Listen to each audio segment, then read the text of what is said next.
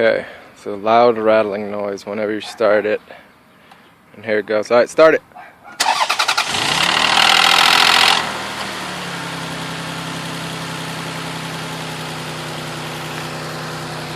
And that's what you get every time you start it. I don't know what it is. The car runs great. We had the oil changed a month ago.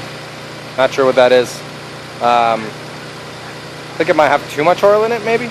I don't know. Let me know.